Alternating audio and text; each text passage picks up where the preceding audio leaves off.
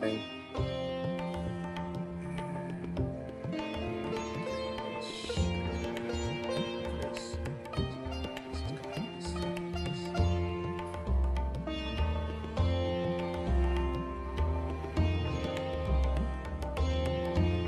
Good morning, Georgia. Thank you for sharing, Georgia.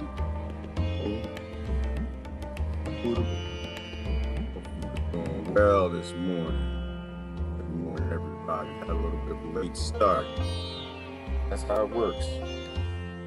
We're WP time. Wave energy people time. WPT.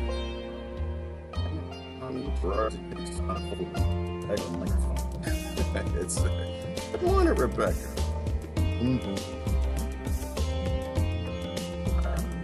Share. Monkeys today. Hey, we're the monkeys. Because we're still monkeying around. We talk about monkey brains today. That reptilian brain, the monkey brains. Yeah, that Georgia, you a little young. But that was from the movie Indiana Jones. They ate the monkey brains. Monkey brain. Hey, thank you for sharing, Rebecca. Monkey brains. We can't seem to get rid of this monkey brain we got. Hey, Christine. Thank you for sharing. We keep making decisions with monkey brains. Then we get a whole bunch of adults following the monkey brains. Hey, Daniel. How you doing this morning, brother? Thank you for sharing. Monkey brains. About time we talk about the monkey brains. Hey, Lori, good morning. Time we stop being monkeys. Hey, Miko, thank you for sharing. Gotta stop being monkeys, y'all. Gotta stop following the monkeys. Stop eating their brains. The apocalypse is not coming by zombie. It's coming by your leaders, and their monkey brains. And y'all believe in them and going along with them. Every damn thing. Every monkey decision they come up with. Thank you. Good morning, Sister Deborah. Thank you for sharing. I can't see everybody who's sharing. I appreciate everybody sharing. Ooh, this might be a tough one. Might be a little tough one today. I'm a little angry today, but we're going to have to just throw some punches today. Buckle up. Thank you for sharing, Anna. Good morning. We're going to just buckle up today. I'm not pulling no punches today. I'm sorry. I'm still in my Martin Luther King zone. I'm still there. I don't know who sent me something. Somebody sent me old speeches from Dr. King that got deleted. Or not deleted, they just were little known. I was listening to him and he was clarifying more that y'all stupid with your wars. They did very well clarified. They killed him because of those Democrat and Republican wars, but I'm gonna try to paint a picture for y'all today. How's everybody doing? Brother Gustin, good morning. I think are you on the wrong site, brother? I think you're on, you're supposed to be on YouTube, you're over there. Good morning, heaven. Won't be able to share today. I'm in the naughty corner. See, that's what you get, heaven. You got the wrong name. You're not heaven today. Not heaven today at all. I'm ready to laugh. Well, no, but it's gonna be funny, Anna. I just think that we need to stop being chimps, and y'all need to stop voting for all your chimps. They got all the, did y'all see all the people who, yesterday, everybody who hated Martin Luther King's dream, they all want to run for 2020. All of those who missed the whole point of the dream, missed the whole point. The point wasn't even just nowhere. They didn't get stabbed by it, scratched by it, nothing. They missed the whole point. Totally missed the point. Dream. Purpose of the dream is not to have a monkey brain. Monkey brains. We'll talk about monkey brains today. We can't seem to evolve. We seem to be locked into this de-evolved condition. We can't escape. Can't seem to escape. We have so many people who are still locked down into monkey brainism, reptilian brainism, making decisions by violence, agreeing with the violent people who don't have any damn dream. Well, maybe they do. Maybe they got some dreams. Maybe they have dreams. Okay, I take it back. You don't have to have Martin Luther King's dreams. Maybe they got their own dreams, your politicians, your leaders. Maybe they dream of making $100 billion in Afghanistan since 2000, what was that, 2007? They made, the defense contractors made $100 billion. Man, I'm telling you, they may not have the dream you think they're having. They're having all kind of wet dreams on war and conflict and destruction, making decisions with de-evolved political schemes and scams, military-industrial complex, killing people, the killers, the rapists, the real thug life of the world. You ain't met no thug life till you dealt with some warriors. Every now and then you might have a little warrior in the inner city, might have one in a trailer park, but ain't no warriors like those that lust for war, right? Inner city thugs, the Crips and the Bloods, y'all think they're dangerous. They ain't dangerous, man. Most of them just po folk. Po folk trying to make a way. And every now and then somebody gets killed. But in war, oh my gosh. In war, you have sex trafficking industries and child trafficking industries. There's no bigger thug on this planet than the Pentagon. Killers, real criminals among us. Fearful of the zombie apocalypse, which isn't coming, because we don't need it. We already got an apocalypse of people without brains. Well, they have brains, but they're monkey brains. They make decisions with violence. They make decisions with force. They're de-evolved. Okay, there you go, Brother Gustin. You okay now? I'm sorry, brother. You was on the wrong site, man. Y'all confusing me. Some of y'all jump back and forth. Some of y'all on both of them. You're supposed to you make a decision. Augustus, this is what I'm talking about. Make a decision. Like, this is what I want everybody to decide. Let's all decide. Augustine, while he gonna decide, is he Facebook or YouTube? We need to decide, is war part of our dream or not? I mean, Martin Luther King made it very clear. War is not part of the dream. You either believe in the dream or you don't. You believe in a better day, you don't. And I did a little work over there too. I spent a little time, let me turn this music down a little bit. I spent a little time trying to look into what Mr. Pepper, is it Dr. Pepper or Mr. Pepper? Somebody's laughing at me yesterday. I mess words up all the time, y'all. I'm trying to de-evolve my King's English. I speak too good of corporate America. I don't work in corporate America no more, so I don't want to talk good of corporate America no more. I don't care nothing about the King's English. But I called him Dr. Pepper. I don't know. I don't think he's a doctor. I think he's a Mr. Well, I think he's Mr. Pepper. He's a lawyer. He's not a doctor. I was calling him Dr. Pepper. Lori was getting on me talking about, what we drinking? Pepsi here? What's wrong with you? We drinking Coke?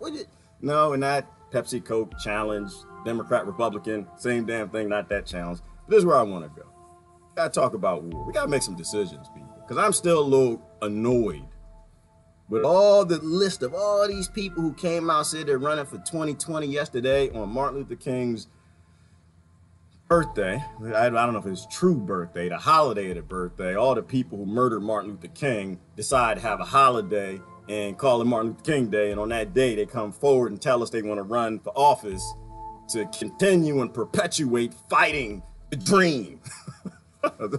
Fighting the dream that we would evolve and look out for each other, that we would evolve and stop killing each other and stealing what they got. I want to start somewhere. Let me start somewhere. I got to go to the news because there's a picture that was painted for me this morning. It's a picture that kind of painted and came together. I got to go and bring, I can't stand this guy. I'm not going to tell you which one he is. I can't stand him. He's on the news all the time. But they had a good discussion that I think is going to walk us into better understanding of the dream. Better understanding of the dream. A lot of us don't seem to understand what that dream is, but we're still clapping and cheering for politicians that hate Martin Luther King and everything he stood for. Those that thrive on conflict.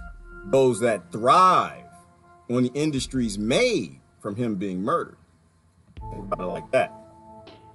I know it's going to be a rough one, y'all Democrats and Republicans. Try to hang in there if you can. Well, don't hang in the party, but try to hang in there if you can. Just think about it. Like we talk about the elite. Like I said all the time, I don't blame the elite. They were born into it. Democrats and Republicans are born into the profitable industries after murdering Martin Luther King and murdering JFK. And they just don't want to give it up. I get that. Like I said, if I was born as an elite, greedy bastard, I wouldn't give up the money, the mansions, the yachts. I wouldn't give up none of that stuff. Not because y'all didn't want me to. Y'all want to keep going to work. Y'all want to keep working for me and supporting me. Yeah, I guess I am a better. I get the Democrats and the Republicans not wanting to give up the military-industrial complex, the war, death, destruction, and rape and murder of an entire planet. I get that. They're scared. They're scared. I'd be scared too. If I had big money, born a billionaire, I'd be scared too. Like, when these monkeys gonna get together, come take what I got? Talk about monkey brains today. All right, let's. It's gonna seem political, but it's not. I'm trying to make a point. Here we go. This is the census debate. Apparently, there's some census question or something that was asked or something. Which has blocked a Trump administration initiative to add a question about citizenship to the 2020 census. Decision to add a citizenship question to the 2020 census, even if it did not violate the Constitution itself, was unlawful for a multitude of independent reasons and must be set aside. A question about citizenship has not appeared on the survey since 1950. The proposal to add one is highly controversial, as the census numbers are usually used to determine the amount of House representation as well as funding that each state gets. Critics say that such a move would marginalize Democrat voting migrant communities and play into the hands of the Republicans. We asked commentators from both sides of the debate for their thoughts on the judge's ruling. I find it funny that the GOP is finally concerned with. I'm gonna stop. I gotta stop. I stop right off. I gotta stop. I can't stand this guy. I love him. I do. I can't stand him because every time, again, there aren't three sides to. There aren't two sides to anything. There's always many sides, right? You always got, his side, her side, Democrat side, Republican side, this race side, that race side, this gender side, that gender side, and then you got the truth. There's always a third side, at least. To everything. There's always three sides. There can be 5, there can be 6, there can be 7. There's never 2. There's always multiple sides. I can't stand this guy, but this discussion, this debate, made some good points that I think we need to think about. With the Voting Rights Act, after spending so long in trying to basically get rid of it, which they successfully did in 2014 via Shelby County versus Eric Holder. I mean, so this isn't about expanding voting. This is about a Republican base that is majority white people afraid of a browning country, afraid of an electorate that is increasingly becoming hostile to a party that has been extremely hostile to them. I mean, let's be honest. They're a country of laws, not a country of men and their opinions. You know who won That's Hispanic? Right. I'm gonna stop. So he hit all the trigger words, got all the triggers. You should be nice and triggered by now. Let me see. He said, what did he say? He said Democrat. He said white people. He said Republicans. He said a few other things. Immigrants, people of color. He said all the trigger words. Like, if you listen, they got all the trigger words nailed. So you should know precisely where you fit in based on that, people. So everybody's on their sides now. Everybody's on their birth sides. They got all the trigger words in it to get you to pick the side you want to fight on. Let's see what I think this is the ugly dude from yesterday. I'm not sure. The Republican candidate won Hispanics. You know who did the best in the presidential race? Wait a minute. Between Mitt Romney, John McCain, and Donald Trump with Hispanics? Donald Trump. So many Hispanics like Republicans, like the stance, like what we're saying. So let's not make it seem like it's black against white and you could categorize the whole group of people just because they're Hispanic. We're talking about Asian people. We're talking about people from Africa and the Caribbean. And you're talking about Florida, for instance, the 1.4 million people who just got their voting rights back, okay, the majority of them are black and brown people who are probably not going to be voting for the Republicans. A bunch of murderers, who put them in jail in the first place. A bunch of criminals. Steve, wait. Hang on. So this is the whole, right, the criminal thing that everybody who migrates in is a criminal. And I guess to a degree is right if you believe in law. Personally, I don't believe in your killers and laws because the people who wrote the laws are murderers and killers, but that's another whole story. But I find it interesting. Let me go back. So he's explaining that the people coming in are criminals. A bunch of murderers and rapists, a bunch of criminals. A bunch of murderers, rapists, and criminals. Actually, I don't even want to talk about this debate because it's not even a debate to me. I'm actually with Brother Gelly. He said walk away. I'm just making a point here. murderers, rapers, and criminals migrated to your country. I'll talk about the dream. I don't talk about this. I don't care nothing about this. Every time I see a form, I actually fill in what I am. I put in other, wave energy. Like I could just check the I don't want to answer. I could check the racial thing. I don't. I put a check on other and I write in wave energy. I give a quantum physics answer because I'm not in these little silly debates, these arguments and fights. But I find the hypocrisy interesting. One side is fighting for immigrants. The other side is fighting to keep criminals out. Didn't the Native Americans try to do that? Didn't work out, did it? Try to keep the criminals out. Didn't Afghanistan and the Taliban, didn't they try to do that? Couldn't keep the criminals out. In Vietnam, didn't they try to keep Lyndon Johnson out? Couldn't keep the criminals out. This is where I'm going. Talk about criminals. Who's the biggest criminal on this planet? The United States Pentagon. Biggest criminal. Now you can debate and argue about who's behind them, who orders them, who bought them. I don't know anything about that. I know some things, but we never really know what's true anyway. I don't want to debate about that. Let's just be clear on one thing. The biggest criminal organization on this planet is Vinny the Nose. It's the Pentagon.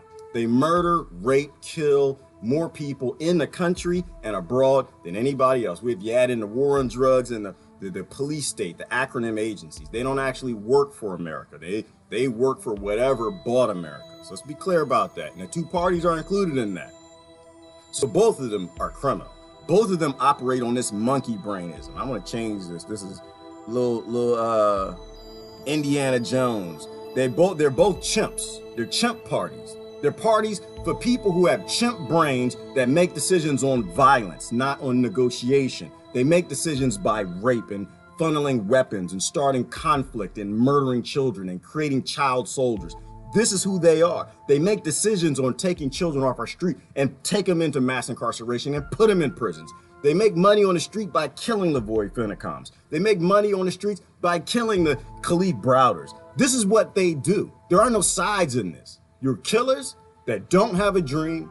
They dream of power. They dream of money. They dream of destruction. And you have the dreamers.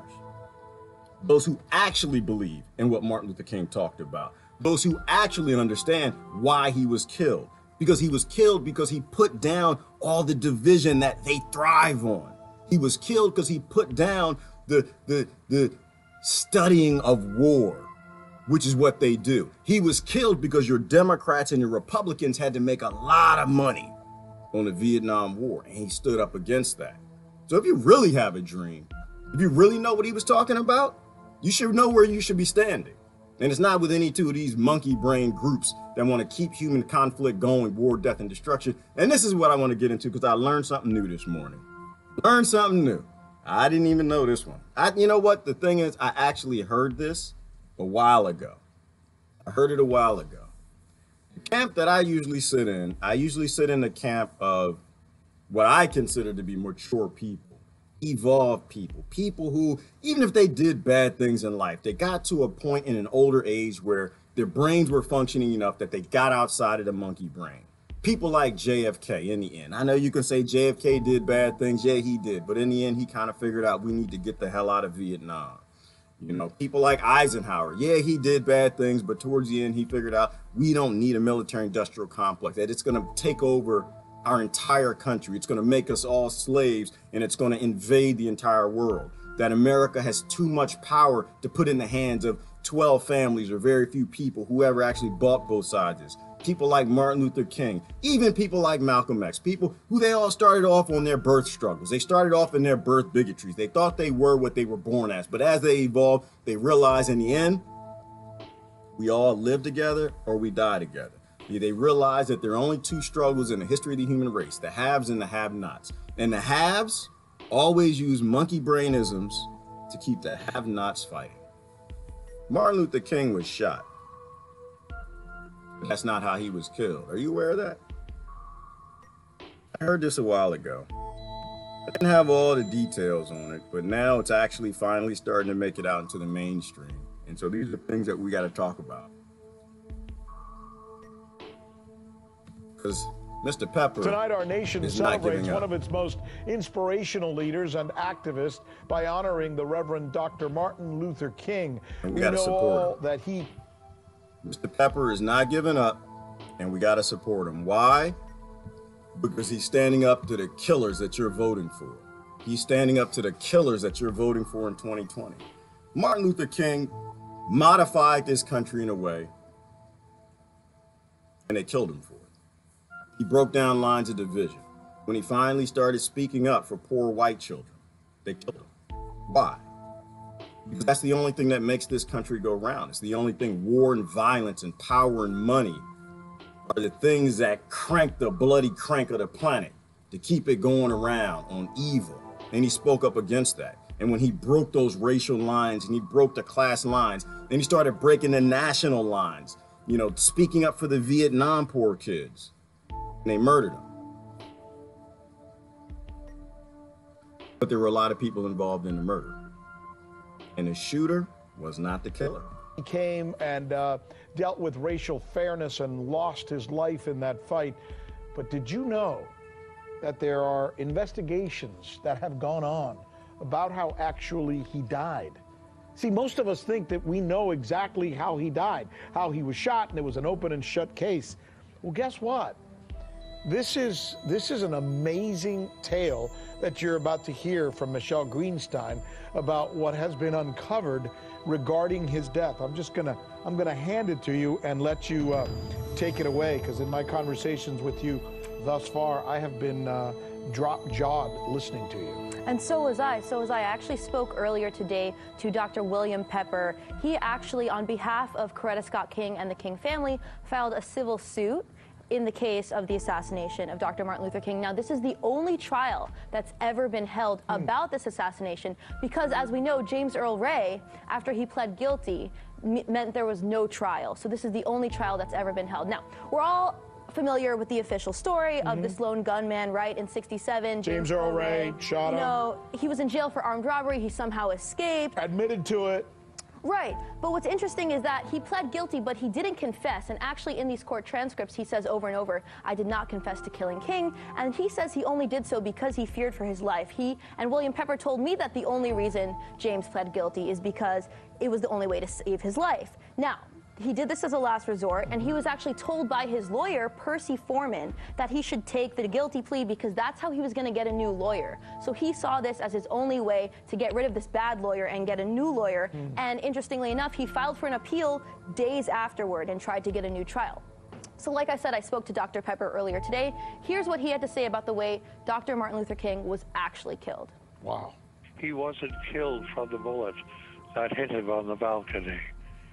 He was taken to the St. Joseph's Hospital, and he was killed in the emergency room of St. Joseph's Hospital by the chief of neurosurgery, Dr. Breen Bland, who came in when they were all working on him in the emergency room, and he said, get out of here, let that die.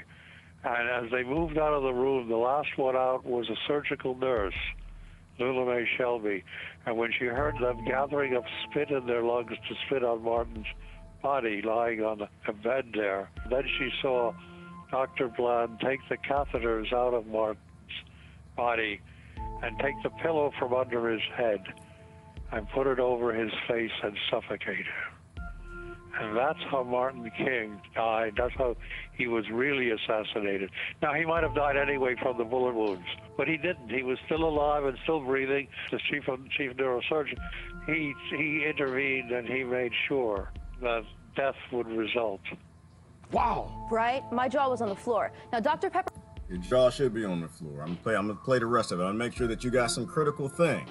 Right? There's some triggers in there. They ain't hitting my triggers too. They ain't hitting, because when you start talking about unity and peace and love and no war, we are in the same camp. Our brains are functioning the same way. But those with the monkey brains don't function that way. So what happened? So he made it to the hospital, alive. Made it to the ER. They put the catheters in him. They were trying to save his life because everyone in the room were doing their job, saving lives. You work in a hospital, that's what you do. And the chief neurosurgeon came in. and already had a scheme. I can play the rest of it if you want to listen to the rest of it. Already had a scheme. They said after he's shot, bring him to this hospital and we will make sure that he dies. And he came in. And of course he threw the trigger word, let that end die. Rally words, words to trigger. An act of true, I won't even call it racism. He used racism as a tool because it worked on everybody in that room. He might have used authority as his tool because it worked on everybody in that room. And so magically, in the flip of a switch, that birth bigotry kicked in. That need to keep a job, that need to stay out of the conspiracy, to be a nurse and come to make money, live in this monoculture, kicked in.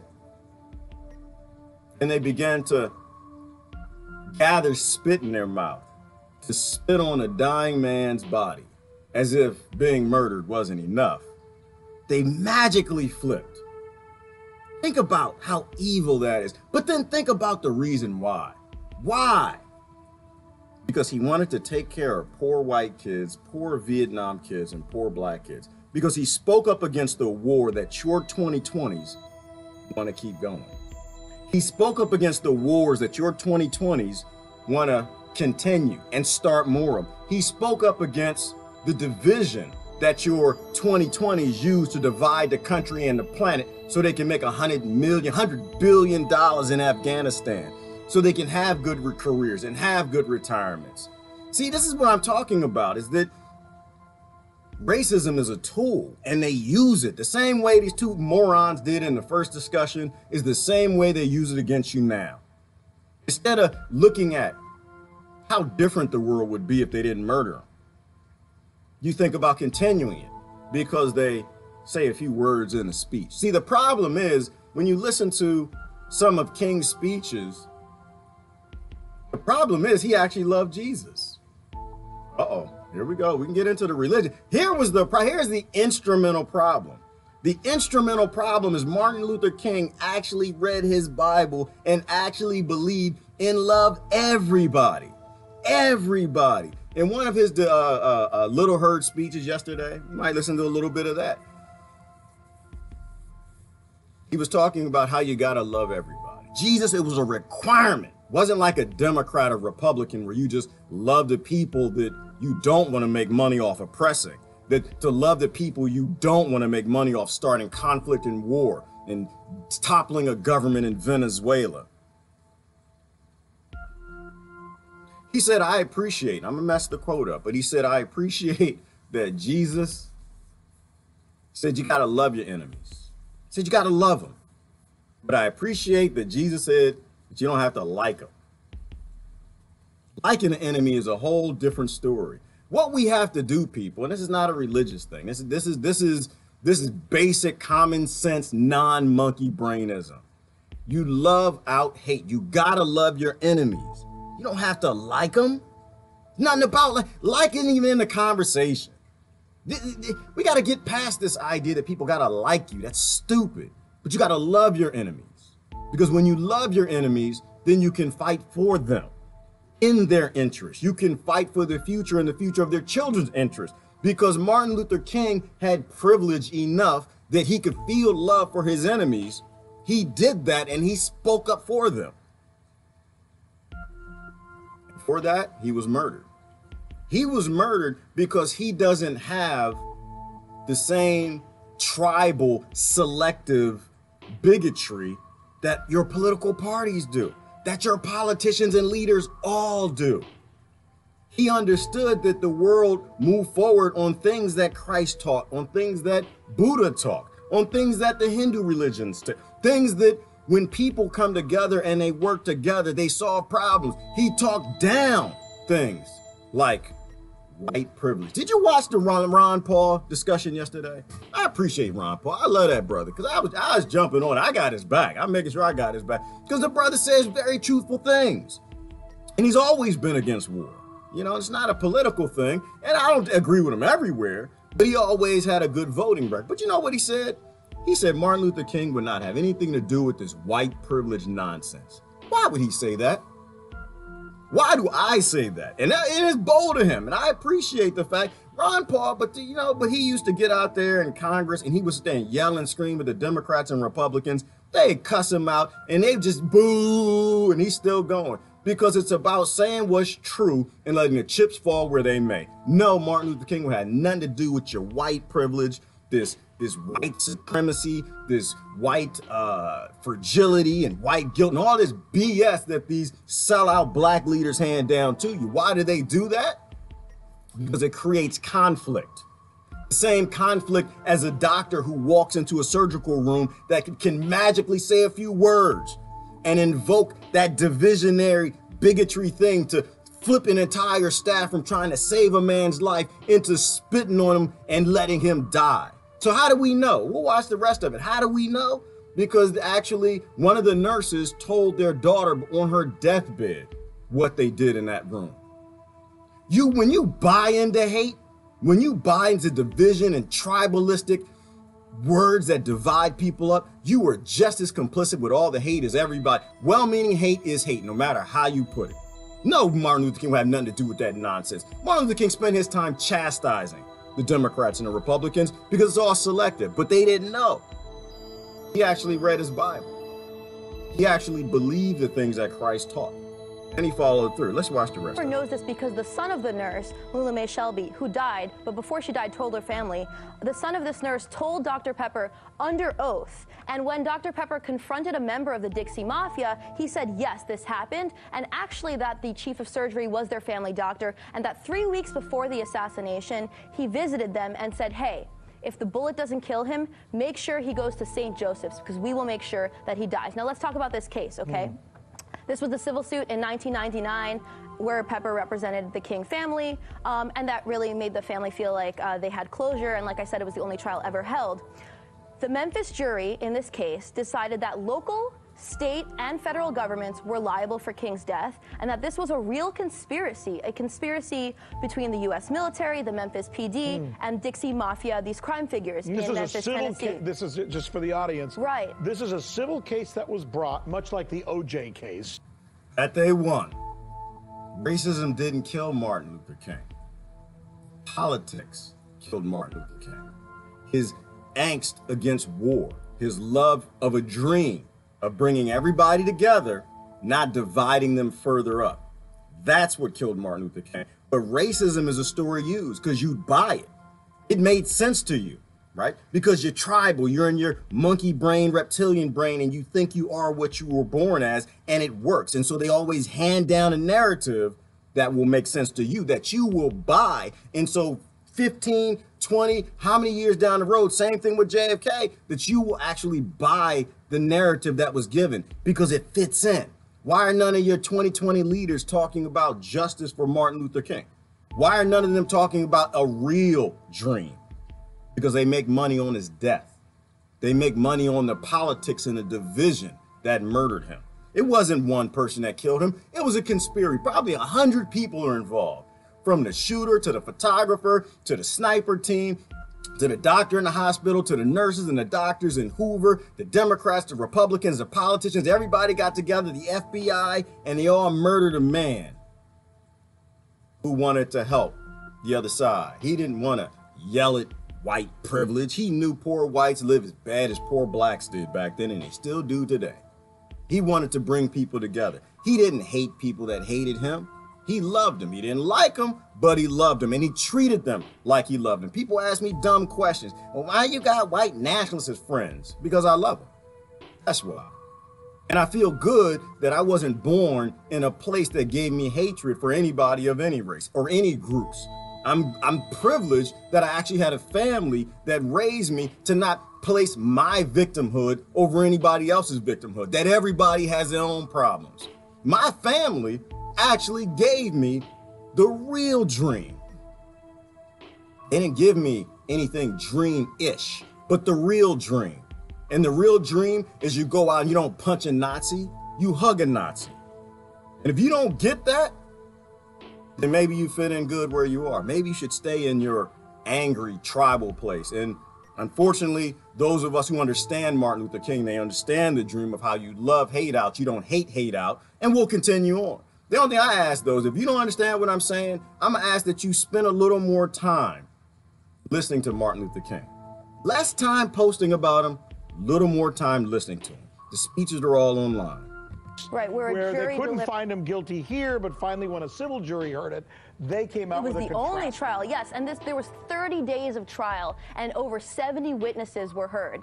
And Dr. Pepper told me earlier today that it took the jury less than an hour to decide after these 30 days that this was a true conspiracy. Correct. Where others may have been involved. Correct. Other than the person who was accused. And that James Earl Ray was the fall man, and that he was unwittingly, unknowingly part of this conspiracy. And the real shooter, I gotta say this, even though we can't get to the whole story, was Frank Strouser. He was a Memphis police officer, the best shot in the Memphis PD. Put his name and he out was there the one now. who actually fired the fatal shot.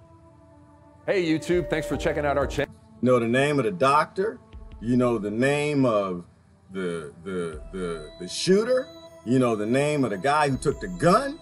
I don't think we had the name of the photographer, but they know who the snipers were, the sniper team. They know that it was about the Vietnam War, that the Democrats and the Republicans needed to make all this money to keep growing this military-industrial complex, to keep heading us down this monkey brain path. The only thing that we don't know, you don't know the name of all the civil rights leaders, right? Go look out the FBI documents, go out to FBI.gov, and they've redacted all the names of the black civil rights leaders that turned on King. Why would they do that? Why would they do that?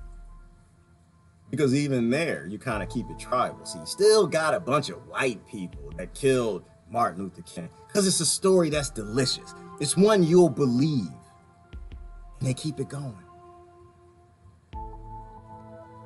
The world is an ugly place, people. It's an evil place. And it's an ugly place. The only way that we actually can fix anything is if we're honest. Something else I want to show you. Because to me, it all fits together. No, not right there. And it's important, and this is on my mind this morning, because did you hear about the attack in Afghanistan? Set of events. Afghanistan troops were ordered out, right? So U.S. troops were ordered out of Afghanistan. What was that, about a month ago? And all the fighting on all the sides. We can't just pull out. We got to pull out. We can't just pull out. Trying to make these decisions whether or not we got a monkey brain or we want to be human damn beings. Whether or not we want to be evolved creatures or de-evolved creatures. War came to an end. We need to pull the troops out. And what's happening right now? They started debating about, well, I don't know if we can pull the troops out, because it's going to create a power vacuum in a country that we shouldn't have been in, damn, to begin with. It was a monkey brain decision to go murder people because you disagree with them. Number one. And 9/11 had nothing to do with Afghanistan anyway. And the Taliban, they were just patsies. But we're not going to get into that. So a month after that happened, they talk about sending Blackwater in. They talk about sending Eric Prince and making millions upon millions or billions off of the war. You know, people can say, well, it's this side or that side. I don't see a side. You know, there's one thing Dr. Pepper said too. I keep going back to Mr. Pepper. He said that something to the effect of Lyndon Johnson actually was known for making a statement that we couldn't get out of Vietnam because my friends were making too much money on the war. Eric Prince is Trump's friend. He said we can't leave Vietnam because my friends are making too much money off the war. Things change. The names change. Scams don't. So 126 Afghan U.S. trained troops were just murdered. Was it yesterday or 2 days ago? They were just all killed in an attack by the Taliban. So they say. They also say that they drove Humvees. U.S.-made weapons, U.S.-made war. Oh, we can't pull out now. Now we can't do it. Or if we pull out, we absolutely have to send in mercenaries. Why?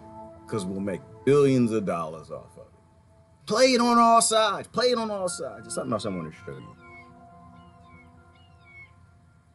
Got to make a decision. Are you a killer or aren't you? Are you evolving or aren't you? Do you think war is ever good, or do you think war is what I say? It's just dumb and dumber. That's the only side you got in war. You got dumb and dumber, and you got both of them that always hate everything Martin Luther King stood for. Always hate everything John Lennon stood for. They think Eisenhower was crazy. All right, let me show you this. This is a corporate flag that should never have escalated into war in the first place. Just gonna show you the first few seconds. Run up to in August of 1964, President Johnson was preoccupied in finding an excuse to justify a formal escalation of American military involvement in Vietnam.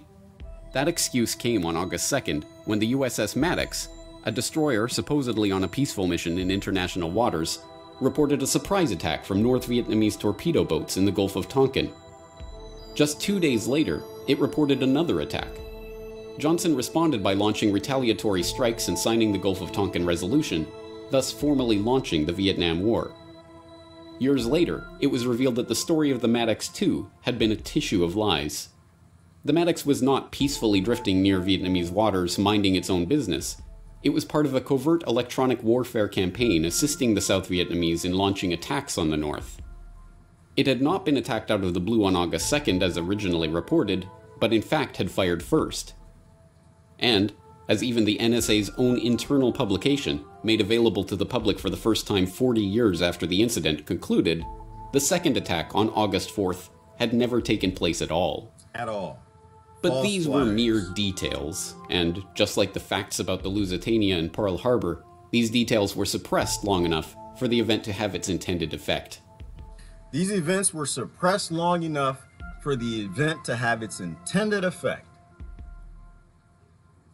These details were suppressed long enough for 9/11 to have its intended effect.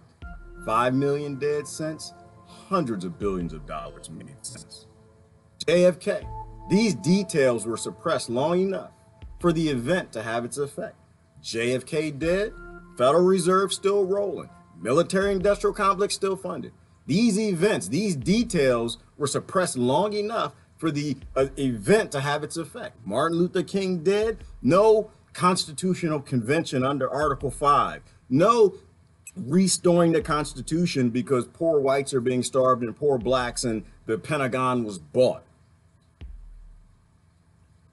They don't care in the future that they release the information. They release the details, most of them. They don't care. Why? Because we never do anything about it. They don't care. They don't have to care. I'll post the link. You can watch the whole Corbett report. I love Brother Corbett. He always drops out truth bombs. They don't actually care. They don't even care. And that, you know, the scariest thing about all of this, all these people they're killing, all of these great men and great women that they murder every day. The only thing that bothers me is we have monkey brains enough that we never act. We never do anything about it. They are so confident, the Democrats and the Republicans, in their lies and schemes. They have our monkey brains so encoded. They have our intellect so purchased. They have our own birth bigotry so bought, they can count on our vote. They know you're going to post your 2020. They know, and you're not going to ask about anything important. So they'll release the information. Freedom of Information Act, to me, is one of the biggest scams ever. They didn't care. You can go get the information, find out we're always lying to you. We lied to you then, we lied to you now. And you're not going to do anything about it. You're going to go right to that poll. You're going to keep voting for killing and murdering. You're going to keep pulling that lever because you hate Martin Luther King's dream. But you're going to keep cheering Martin Luther King. This is why Ty said it the best way yesterday. Brother Ty just said it the best way. He just said, you know, what is it? It's a fake holiday. Martin Luther King's, it's a fake holiday. It's a fake holiday when the government that murdered him celebrate him because you believe. And you won't do anything about it. They killed him. They make money on all the, after the event did its deed, they make money on everything since.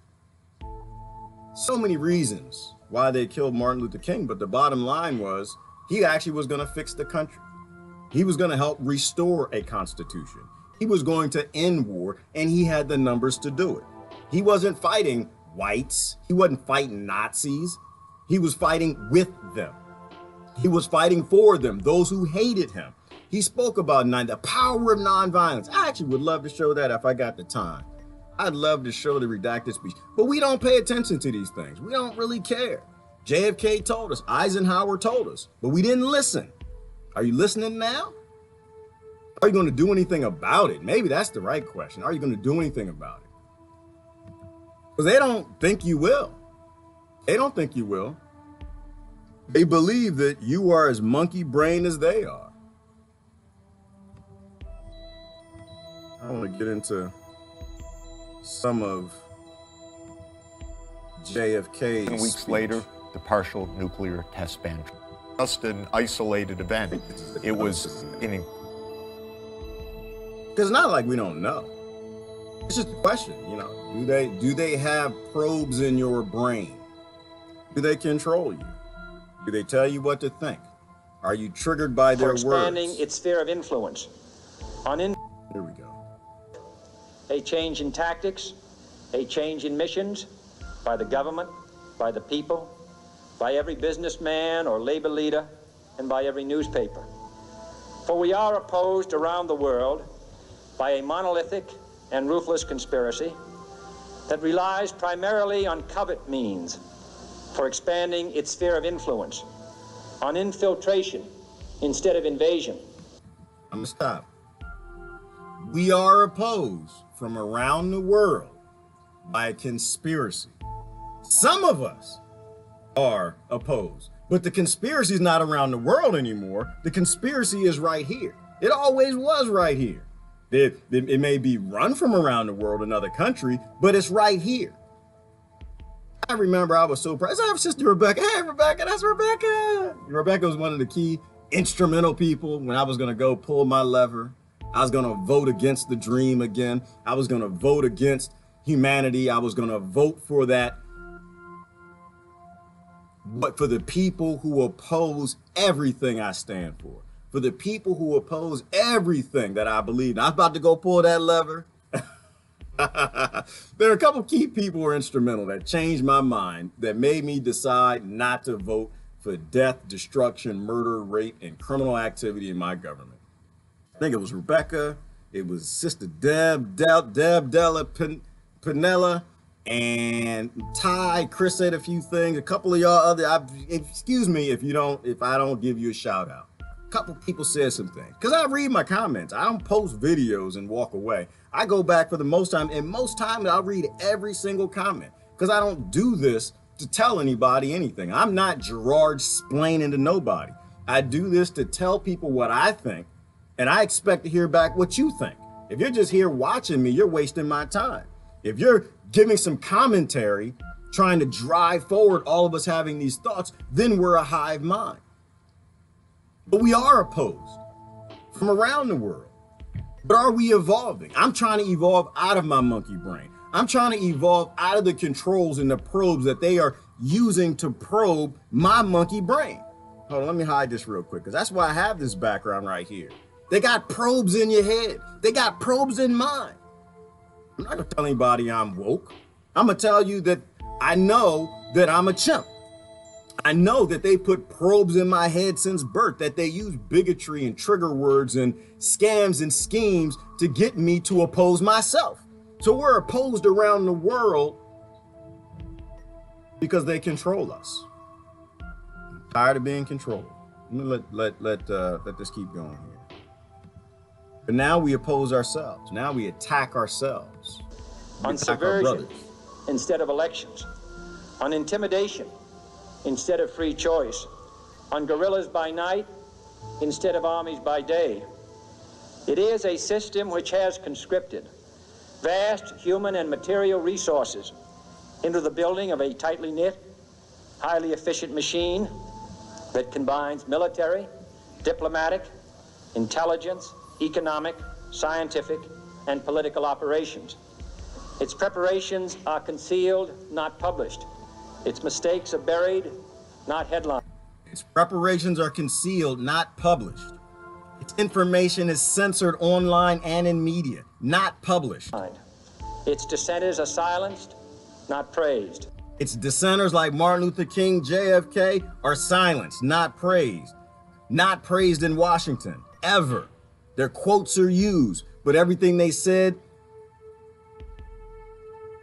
is completely ignored. No expenditure is questioned, no rumor is printed, no secret is revealed. No secrets are revealed. Don't know anything about the Space Force. No expenditures, the $15 trillion in spending more. It conducts the Cold War, in short, with a wartime discipline no democracy would ever hope or wish to match. Nevertheless, every democracy recognizes the necessary restraints of national security. And the question remains whether those restraints need to be more strictly observed if we are to oppose this kind of attack as well as outright invasion. For the facts of the matter are that this nation's foes have openly boasted of acquiring through our newspapers information they would otherwise hire agents to acquire through theft, bribery, or espionage. That details of this nation's covert preparations to counter the enemy's covert operations have been available to every newspaper reader, friend and foe alike. That the size, the strength, the location, and the nature of our forces and weapons, and our plans and strategy for their use have all been pinpointed in the press and other news media to a degree sufficient to satisfy any foreign power, and that in at least one case, the publication of details concerning a secret mechanism whereby satellites were followed required its alteration at the expense of considerable time and money. The newspapers which printed these stories were loyal, patriotic, responsible, and well-meaning. Had we been engaged in open warfare, they undoubtedly would not have published such items. But in the absence of open warfare, they recognized only the tests of journalism and not the tests of national security. And my question tonight is whether additional tests should not now be adopted. Which is why they killed Martin Luther King and they killed JFK. Why? Tests, fail-safes, checks and balances, questioning the wars, questioning the profits, questioning who actually owns America, who bought America in 1933. This is what's important. I'm gonna stop there. I'm not gonna play the whole thing. But the point is here is that it's not me saying that we've suffered a coup. Our leaders all told us. The men they all murdered told us, and they were murdered for telling people we've suffered a coup. You don't have a federal government. Your government has been taken over. You have no checks and balances. And that's why they killed him. They didn't kill him because he was black. They killed him because he was believable. He was trustworthy. The people trusted him. He had the numbers, and he can circumvent your Democrats and Republicans making money on murdering anybody in the world at any time they want to make money with war. That's why they killed him. He had a dream that he was going to build a better future for all children. He had the power to do it. And so they signed his death warrant. And people who thrive on all of the events since after murdering Martin Luther King honor him by giving his quotes on his birthday. Interesting. Interesting. I think that we should stop studying war. I think we should stop voting for war. That's just me. That's just me. I don't think that if you live by the sword, you're going to die peacefully. I don't think that's true. I think if you live by the sword and you vote for the sword and you keep on with these 2020s, I think your children will die by the sword too. So for me, it's very simple. I believe the dream. My biggest problem is I actually read the Bible. And I actually know that conservatives have want nothing to do with the Bible. I know that Democrats are hated by Christ, just like they were hated by Martin Luther King, like the Republicans are. I don't pick a team because there are no teams in rape.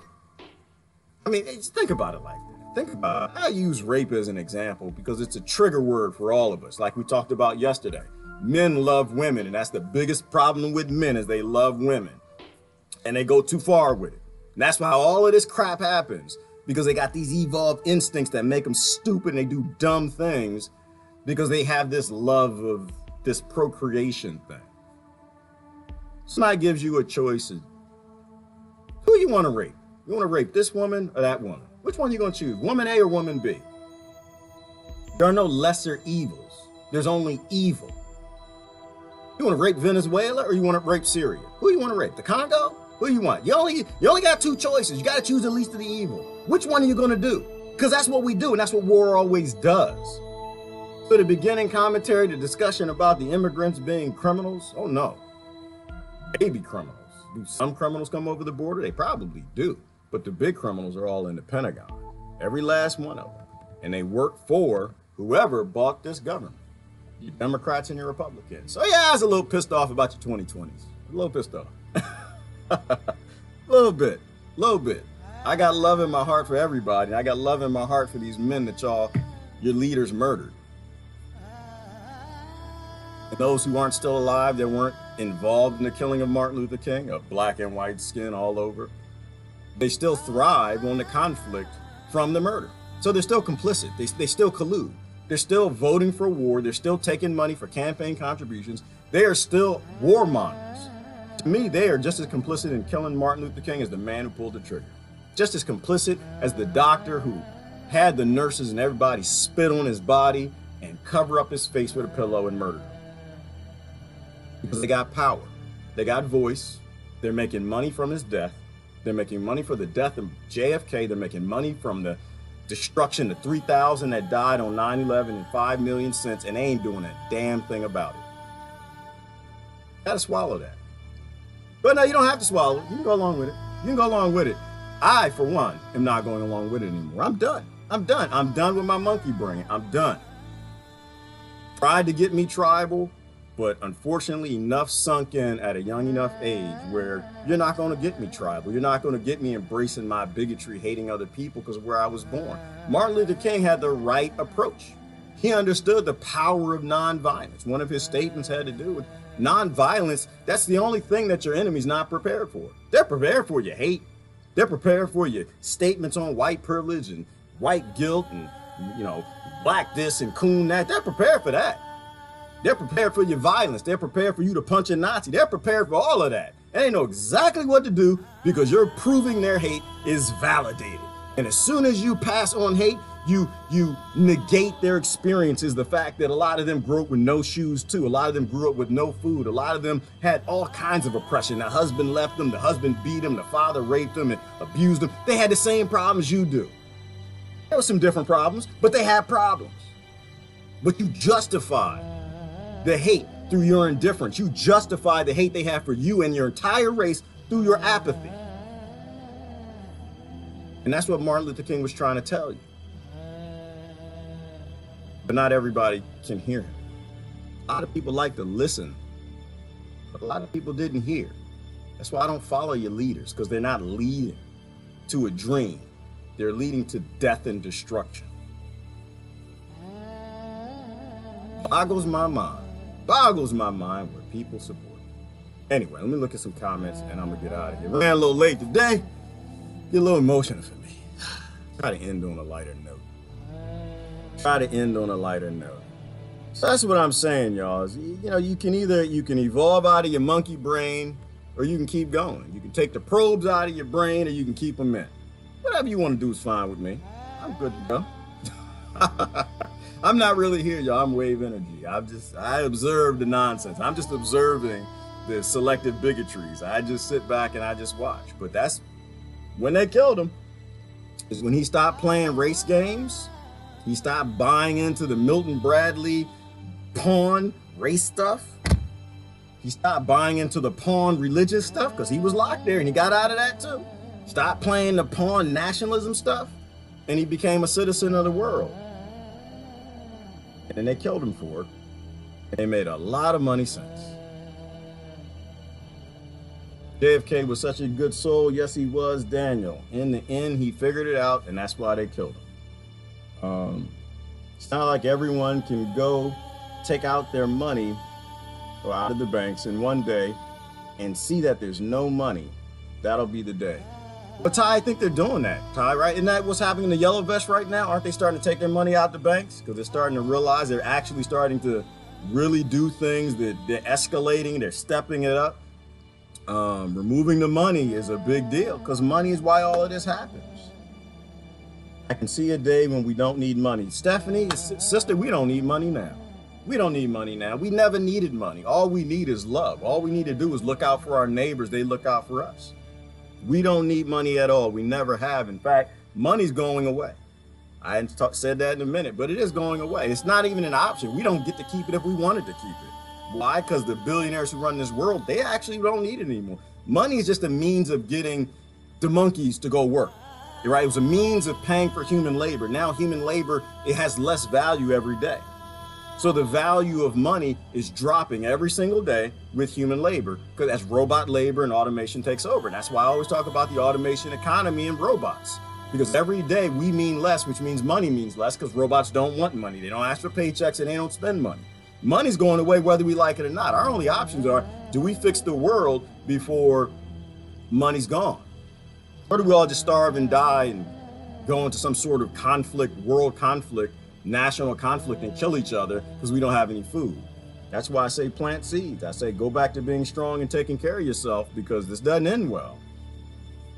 You boycott and organize the things that matter. Absolutely, Stephanie. You have to boycott and organize. And it's not about it's not boycotting selectively. It's boycotting the entire system. And that's what Martin Luther King explained. That's why he didn't pick a side. He wasn't a Democrat or Republican. And he wasn't, for the most part, he wasn't a race. He got to that point where he's like, no, we all need to take care of each other, or we are all going to die in this. And they killed him before that message really sunk in. And as soon after, right after they killed him, they got all the ignorant people in the civil rights movement going back to fighting in the way that's tribal. And the same thing with the other side. Same thing with Malcolm X. When did they kill him? They killed him when he started wanting to work with white folks. Why? Why? So at some point in time, when are we going to pick up where a genius left off, right? They learned. They all made mistakes. Martin Luther King made his mistakes too. Damn it, Gandhi made his mistakes. Absolutely, Malcolm X made his mistakes too. But in the end, when they started to figure out, when they started to mature and their brain really started to figure out this Milton Bradley monopoly game system the world is locked in, that's when they got him. We need to pick up where they left off. Don't start over where they were in their angry youth fighting the other poor people. Pick up where they left off. Voting is giving consent. It absolutely is, Alan. I don't give consent. I don't give consent. I give no consent to y'all murdering Martin Luther King.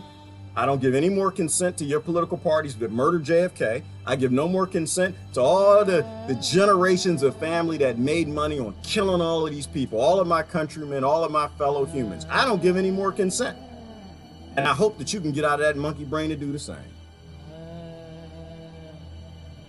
They clearly don't care about anyone. They don't care about anyone on it but themselves. It's all about money and power. Corruption should not be supported. Exactly, Lori. And there's no way to not support corruption by voting. Every vote, every time you pull that lever, you're agreeing with murder, you're agreeing with rape, you're agreeing with destruction. We need a constitutional convention. We do. I'm sorry. This is my stance. And I believe, because this is one of the things that Mr. Pepper talked about, which is why Martin Luther King was killed. A big reason is he had the power to invoke another constitutional convention. I think there have been 3 of them over time. We need to invoke a constitutional convention under Article 5 and reset all of this. Pull all the troops home, end the war on drugs, go back to restraining the federal government back in the box that it needs to go in, or get rid of it, because it's not ours. It has nothing to do with us. It's completely run by foreign interests. You can put anybody in the office you want, and they're going to take the money and power and force them to do what this whole globalist colonization, picking and choosing who you get to murder. Because that's the only choices that they have, whether you choose Democrat or Republican. That's the only choices I see,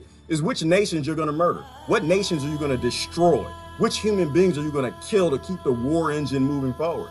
Our economy is based on murder, death, and destruction. And every time you pull that lever, blood is cranking out the other side. Every time you pull it, blood, Kamala, blood, Trump, blood, Obama, blood, Bush, blood, Bernie, blood. It's just more blood pouring out of that voting machine, just oozing of human blood.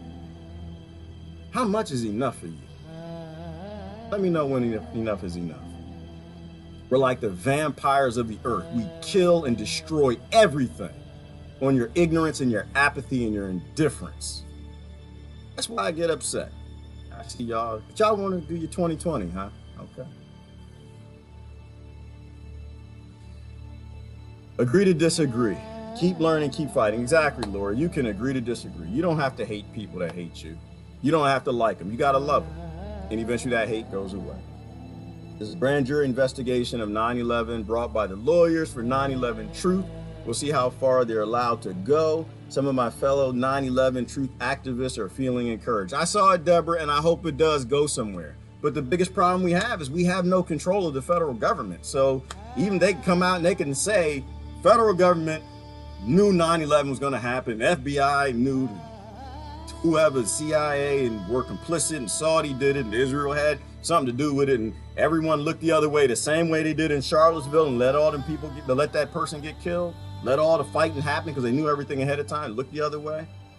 We still can't do anything about it because they're not our government, and they couldn't give two dams. I think once they get elected, they go on into office. It's explain to them who they work for. They don't work for people, but people want to keep voting and keep cheering political parties and keep cheering these leaders and politicians like they're leading anybody in the United States. They're not. They're just performing a job for foreign interest corporations and killers. They're all thugs. They're murderers. All we can do now is avoid banks and support fracking, etc. Shop local, not big store like Walmart. Try to grow food. Little things add up. Support your neighbors. Thank you, Jennifer. That's exactly what we need to be doing. All of that. Planting seeds, saving seeds, knowing your neighbors, loving your neighbors, whoever they are, no matter crazy bastards they are. I had some crazy neighbors in my time. But getting out of the monkey brain. Getting out of the monkey brain. We have to go.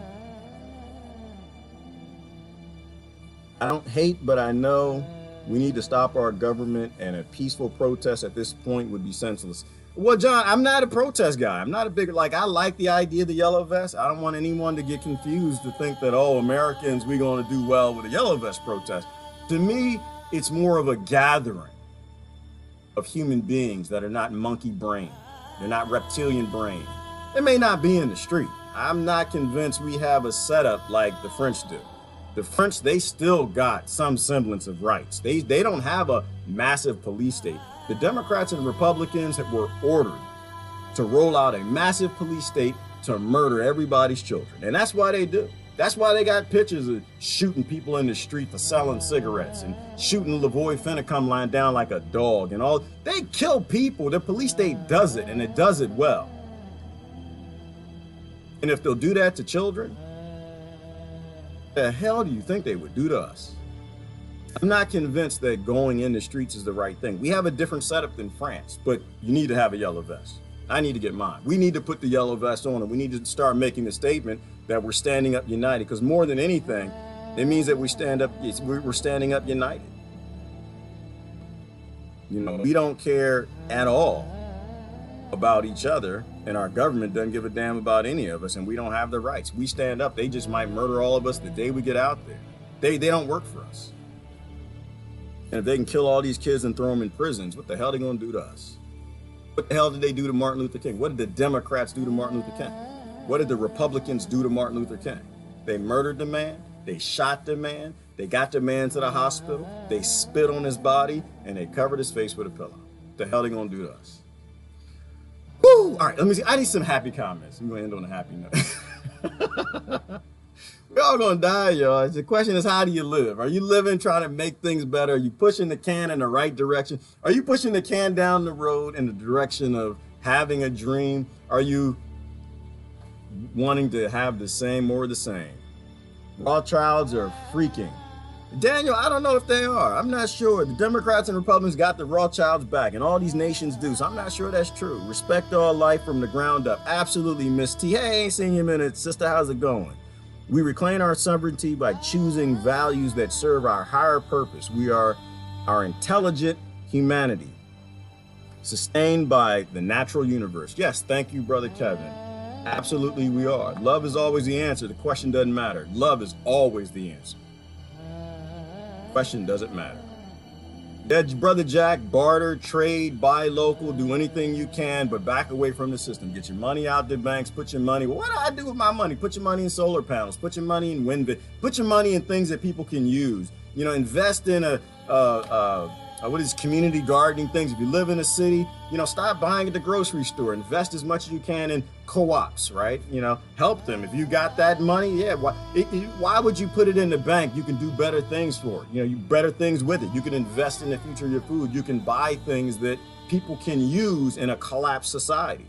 You know, but we need to start thinking logistics. We got to think forward in supporting each other. You can work with someone who has a farm outside of the city where they're growing some of your food, right? You can you can buy land. You can do a whole bunch of things where everyone works together. In general, people in the country don't have money. People in the city have money. So you can work together across boards to start to prepare for what's coming. There's no question we're heading for some sort of collapse or Great Depression. It's right around the corner. You know, so there's a lot of great things we can do. You know, stay in the city, keep making the money, funnel your money to the country, prepare for a place to go. You can call it retirement if you want, and pay someone to actually cultivate the land and get your fruit trees growing and your nut trees and everything, your raspberries, your blueberries, and get ready for hard times because hard times are coming. Live well, money's not good for bartering. No, it's not.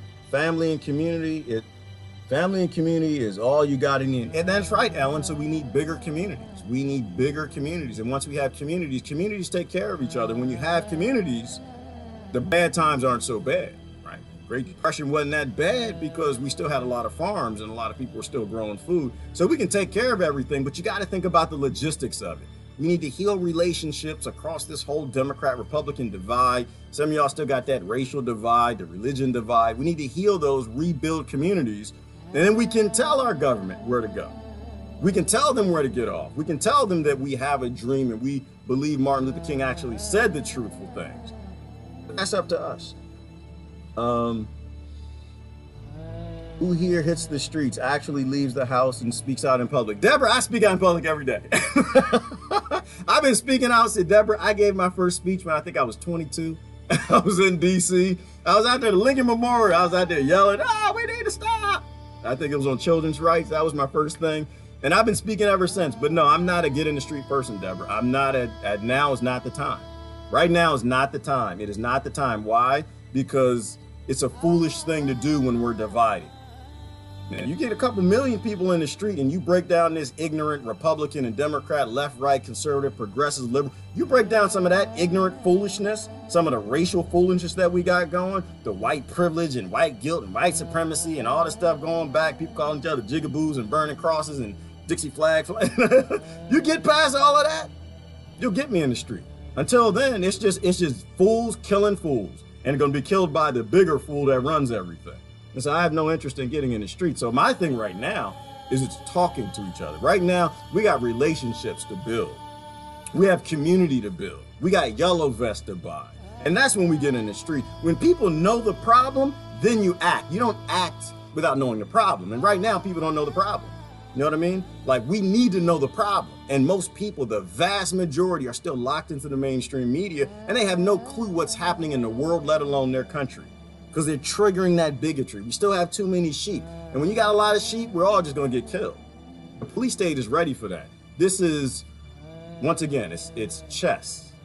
It's not checkers. Don't play a chess game like it's checkers or we're all going to die too quickly.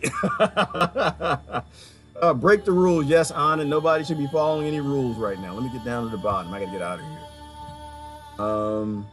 Peace signs. Let me see. One almond tree requires 20,000 gallons of clean water per year. Stand up for our water. Water is important. Yes, Miss T. Water is life. Clean water will make you healthy. We are hydrogen machines. Drink lots of water. Get healthy. Get off of the pharmaceuticals. Stop being dependent on your government.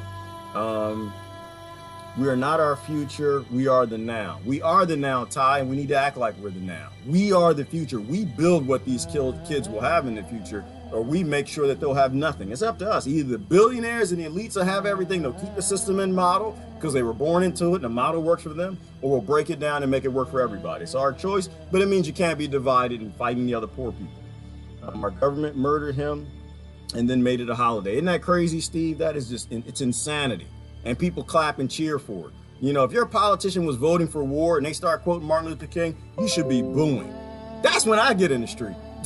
That's when I'll get in the street.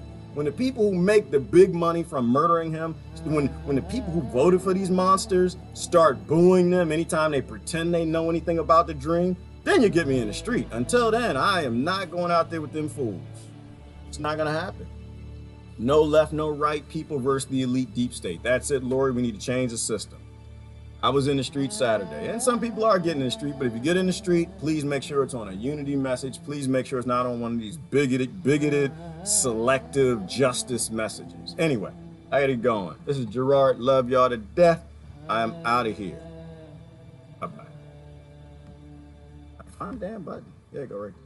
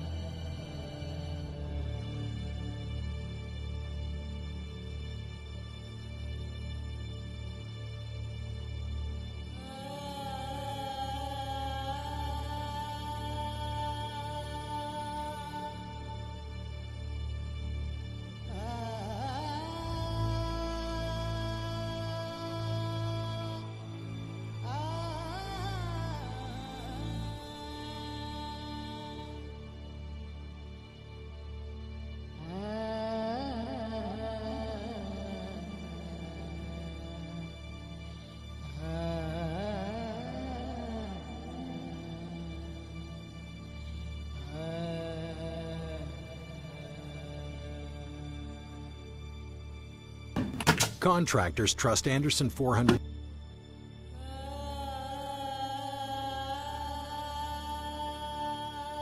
Primarily on covert means for expanding its sphere of influence, on infiltration instead of invasion, on subversion instead of elections, on intimidation instead of free choice, on guerrillas by night instead of armies by day.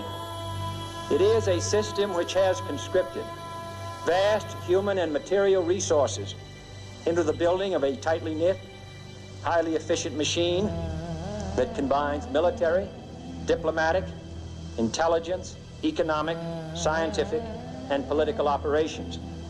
Its preparations are concealed, not published. Its mistakes are buried, not headlined. Its dissenters are silenced, not praised. No expenditure is questioned, no rumor is printed, no secret is revealed. It conducts the Cold War, in short, with a wartime discipline no democracy would ever hope or wish to match. Nevertheless, every democracy recognizes the necessary restraints of national security.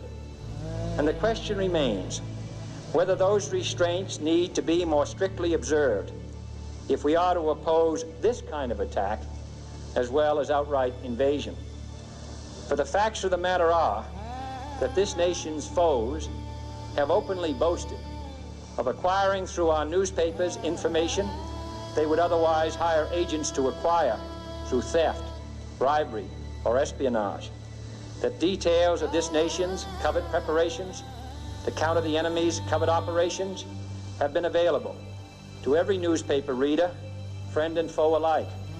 That the size, the strength, the location, and the nature of our forces and weapons, and our plans and strategy for their use, have all been pinpointed in the press and other news media to a degree sufficient to satisfy any foreign power, and that in at least one case, the publication of details concerning a secret mechanism whereby satellites were followed required its alteration at the expense of considerable time and money.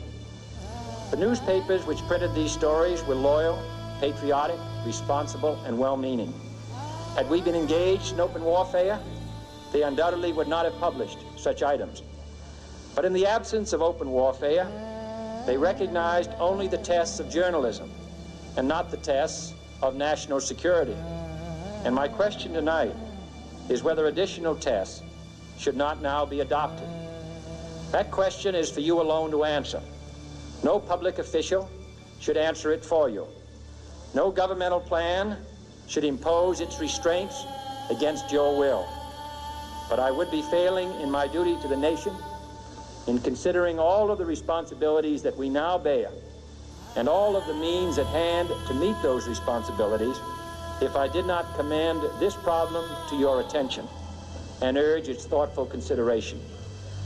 On many earlier occasions I have said, and your newspapers have constantly said, that these are times that appeal to every citizen's sense of sacrifice and self-discipline. They call out to every citizen to weigh his rights and comforts against his obligations to the common good. I cannot now believe that those citizens who serve in the newspaper business consider themselves exempt from that appeal. I have no intention of establishing a new Office of War Information to govern the flow of news.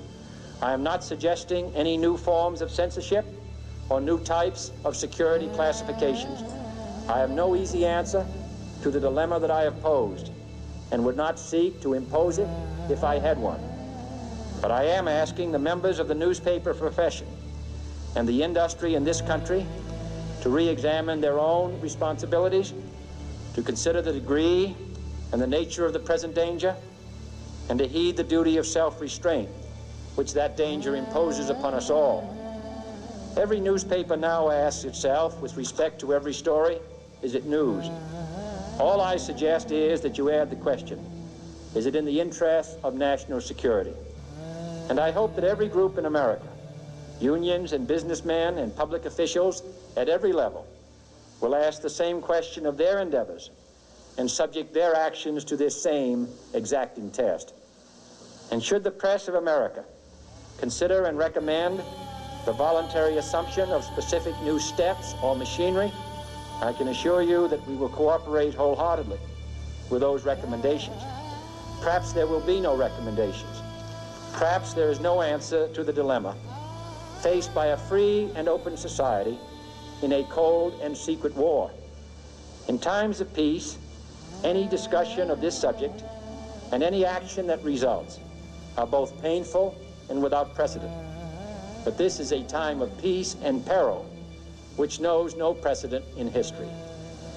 It is the unprecedented nature of this challenge that also gives rise to your second obligation, an obligation which I share, and that is our obligation to inform and alert the American people, to make certain that they possess all the facts that they need and understand them as well, the perils, the prospects, the purposes of our program, and the choices that we face.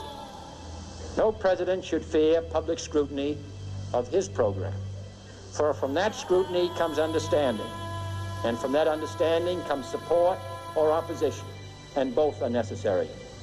I am not asking your newspapers to support an administration, but I am asking your help in the tremendous task of informing and alerting the American people.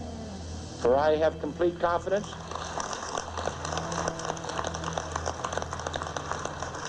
in the response and dedication of our citizens whenever they are fully informed. I not only could not stifle controversy among your readers, I welcome it.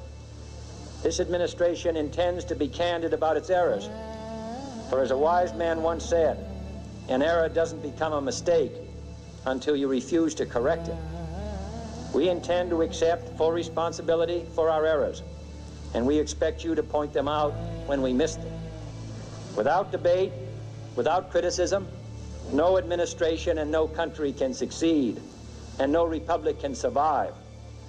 That is why the Athenian lawmaker Solon decreed it a crime for any citizen to shrink from controversy.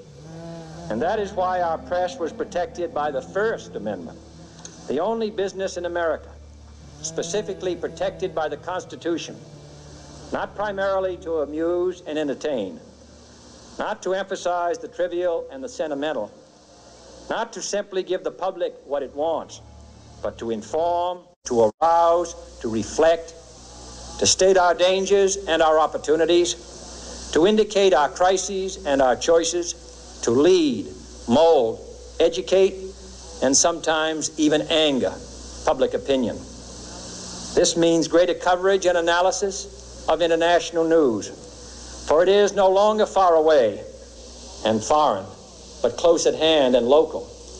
It means greater attention to improved understanding of the news, as well as improved transmission. And it means, finally, that government at all levels must meet its obligation to provide you with the fullest possible information outside the narrowest limits of national security. And we intend to do it.